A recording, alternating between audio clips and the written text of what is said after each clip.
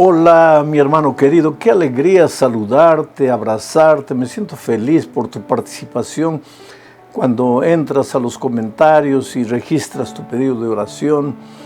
Estas últimas semanas viajando, he encontrado personas que me dicen: pastor, he conocido la palabra de Dios a través de su ministerio. Algunos me dicen: pastor, coloqué en los comentarios un pedido de oración y yo sé que miles de personas están orando por mí y Dios ha respondido la oración. En fin, es muy bueno saber que somos una gran familia, una familia gigantesca esparcida por todos los países hispanos del mundo, y algunos que no son países hispanos, pero hay colonias hispanas. A veces encuentro en los viajes, en los aeropuertos, en los aviones, personas que me dicen: pastor, yo escucho su comentario siempre. Qué bueno, me siento muy feliz. Vamos a dar inicio ahora a los comentarios de un nuevo trimestre. Este trimestre estudiaremos el Evangelio de Marcos. Lección número 1 para el 6 de julio del año 2024. El título de la lección es El comienzo del Evangelio. El propósito de esta lección es presentar al autor del Evangelio de Marcos. Tú sabes que existe un solo Evangelio, el Evangelio del Señor Jesucristo. Pero hay 4 versiones diferentes. Mateo presenta su versión, la versión de Mateo. Marcos presenta su versión, Lucas también y Juan también. 4 versiones diferentes, pero es el mismo Evangelio del Señor Jesucristo. El posible autor del Evangelio de Marcos es Marcos, llamado Juan Marcos. ¿Por qué digo posible? Porque algunos comentaristas, algunos estudiosos, creen que en realidad el verdadero autor del Evangelio de San Marcos fue Pedro, que le contó todo a Marcos, porque tú sabes que Marcos no fue discípulo del Señor Jesucristo. Marcos no estaba entre los 12. Posiblemente, muy jovencito, tal vez adolescente, estuvo entre la gran multitud que acompañaba al Señor Jesucristo por diferentes lugares. Pero no tenemos registro de que Marcos haya tenido relación personal con el Señor Jesucristo mientras él desarrollaba su ministerio en esta tierra. Entonces, vamos a la primera parte de este estudio bajo el subtítulo de El misionero fracasado. La primera vez que encontramos a Juan Marcos es por ocasión del libramiento de Pedro. Tú sabes que Pedro estaba preso y un ángel lo liberó una noche. Y entonces, ya en la calle, por indicación del Espíritu Santo, Pedro se dirigió a una casa, a la casa de una mujer rica, en donde se reunían los cristianos, un grupo de cristianos de la ciudad de Jerusalén. Esa mujer, María, era la mamá de Juan Marcos. Ahora, ¿quién abrió la puerta cuando llegó Pedro, recién salido de la cárcel, tocó la puerta? ¿Quién abrió la puerta? Fue justamente Juan Marcos, que era un jovencito. Desde aquel día parece que entre Pedro y Juan Marcos se desarrolló una bonita amistad. Seguramente que pues Pedro llegó allí, contó cómo el ángel lo habría librado milagrosamente de la cárcel, y yo imagino a Juan Marcos mirándolo así, absorto, siguiendo cada detalle de la historia. Y Juan Marcos se tornó un admirador de Pedro. Ahora, cuando Pedro escribe su epístola en 1 de Pedro capítulo 5, encontramos eso. Pedro le llama a Juan Marcos mi hijo. O sea, había una bonita relación entre ellos. Y es en esos años de amistad, en esos momentos de confraternización, de amistad, de intercambio, de ideas, de diálogos, que seguramente que Pedro contó detalles de su vida al lado del Señor Jesucristo para Juan Marcos.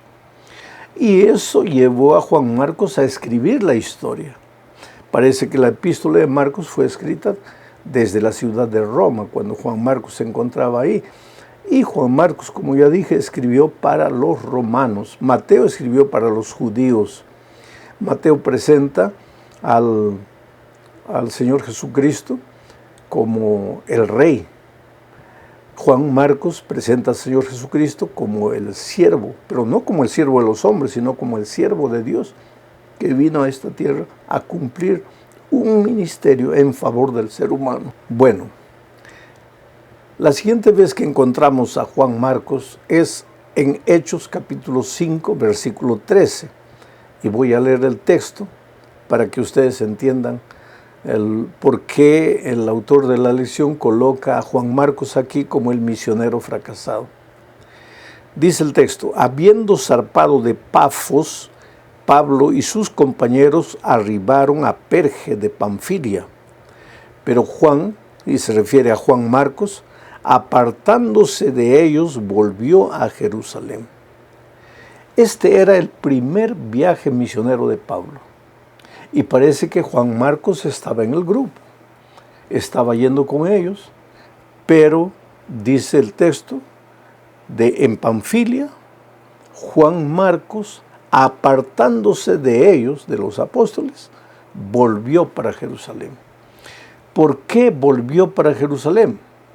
Tal vez como era el hijo de una señora de cierto dinero, acostumbrado a dormir bien, a comer bien, y en los primeros pasos de este viaje misionero de Pablo, pues Juan Marcos no tenía las comodidades que tenía en casa, y era joven, se desanimó y regresó.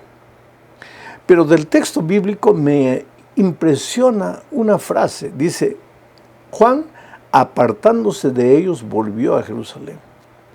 Quiere decir, Juan desertó, pero antes de desertar se apartó de los compañeros. Esto traído a la vida cristiana es interesante.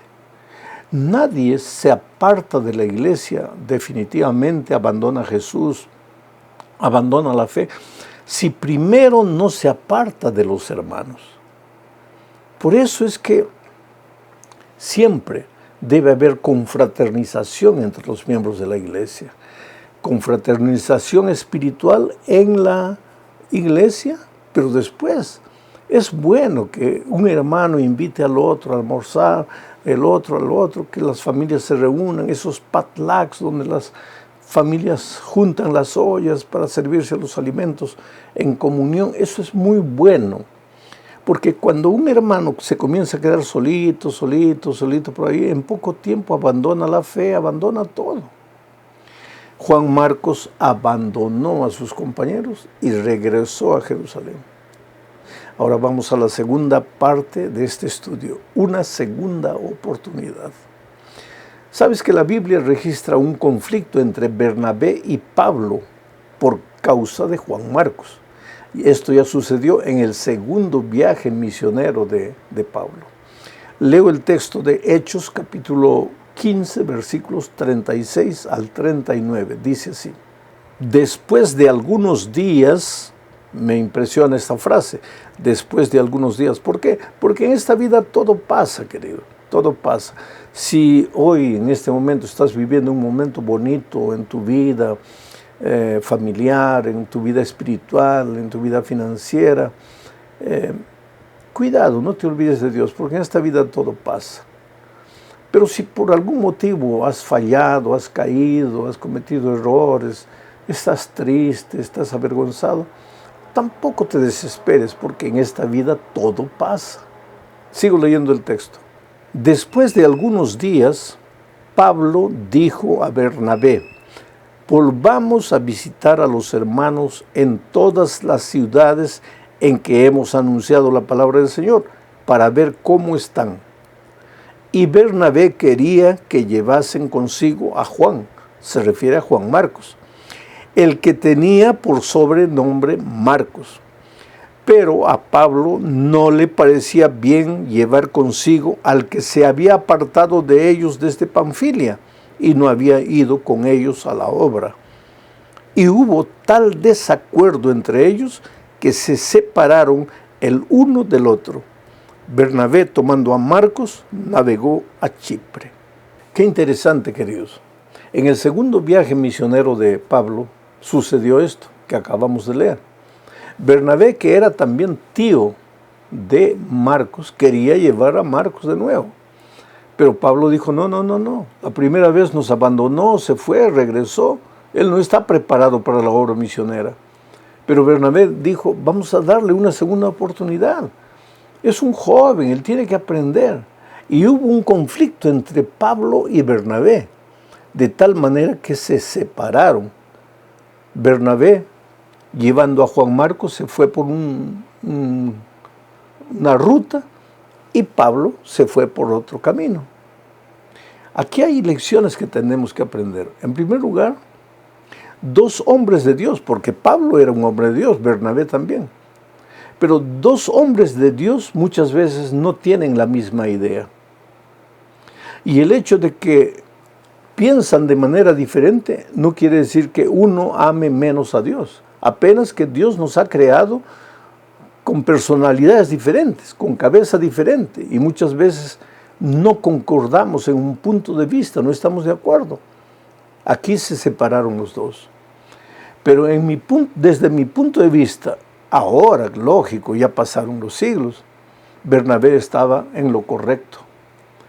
Y porque en mi vida la lección de Bernabé me ha ayudado mucho. Tú nunca pierdes por darle una segunda, una tercera oportunidad a las personas. Tú no puedes ser tan perfeccionista, tan radical, tan intransigente, que porque una persona falló, ya para ti cayó en un descrédito completo y no merece una segunda oportunidad. Bernabé le dio una oportunidad a Marcos y Marcos la aprovechó. Y más tarde, Pablo se dio cuenta de eso, porque cuando ya estaba preso, Pablo, en Roma, escribiendo sus cartas, una de sus últimas cartas, Pablo dijo, tráeme por favor a Marcos, que me es útil para el ministerio. Mira, tráeme a Marcos, a quien él había rechazado. Ese era Marcos. Quiere decir, Marcos es el cristiano extraordinario que escribió el Evangelio de San Marcos, con las historias que Pedro le contó, y naturalmente por inspiración divina, pero no siempre fue el cristiano extraordinario, perfecto, cometió errores. Como dicen en el Brasil, pisó la pelota y se resbaló, pero se levantó y aprovechó la segunda oportunidad que se le dio.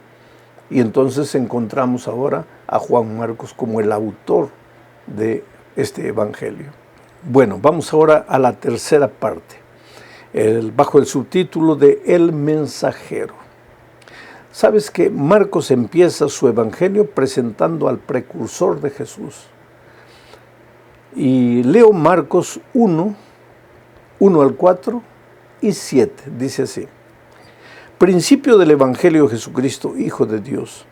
Como está escrito en Isaías el profeta, he aquí yo envío mi mensajero delante de tu faz, el cual preparará tu camino delante de ti. Voz del que clama en el desierto, preparad el camino del Señor, enderezad sus sendas. Bautizaba Juan en el desierto y predicaba el bautismo de arrepentimiento para perdón de pecados. Y predicaba diciendo, viene tras mí el que es más poderoso que yo, a quien no soy digno de desatar encorvado la correa de su calzado. Este es Juan el Bautista, el precursor del Señor Jesucristo. Él llegó para preparar el camino para el Señor Jesucristo, predicando el arrepentimiento. Un hombre de campo que llegaba a las ciudades y anunciaba la llegada del Mesías, del Evangelio encarnado. Juan es un hombre abnegado, ¿sabes? Cuando ya Jesús estaba iniciando su ministerio y sus discípulos, los discípulos de Juan fueron y le dijeron, mire, él está llevando mucha gente con él. Juan, con esa nobleza de los hombres de Dios, dijo, conviene que él crezca y que yo disminuya. Y finalmente Juan murió de una manera casi anónima. Le cortaron la cabeza, lo decapitaron, pero él murió feliz porque había cumplido su misión, la misión de ser el precursor, el que venía antes de Jesucristo para preparar el terreno para Jesucristo. Una lección valiosa de Juan el Bautista es que él conocía su papel, su misión, el propósito de su vida en esta tierra. Él era el siervo, el preparador del terreno del Mesías. Él no era el Mesías, él no era la estrella, él era apenas el precursor del Señor Jesucristo. Hoy día a veces nosotros vivimos tristes porque en nuestra opinión creemos que merecemos esto o merecemos aquello, que este cargo debe ser nuestro o este cargo no, o porque nos han postergado o porque no se han acordado de nosotros, pero no tenemos conciencia de para qué Dios nos trajo al mundo. No siempre para brillar en la opinión de los hombres, sino para brillar en el concepto de Dios, cumpliendo la misión que Dios nos dejó. Vamos a la cuarta parte del estudio, hablando del bautismo del Señor Jesucristo. Juan bautizaba en el bautismo de Juan, y el Señor Jesucristo fue conducido por el Espíritu al Jordán, donde estaba Juan bautizando, y Jesucristo le pidió a su precursor que lo bautizara. Mira, leo el texto, Marcos 1, 9 al 11, dice así. Aconteció en aquellos días que Jesús vino de Nazaret de Galilea y fue bautizado por Juan en el Jordán.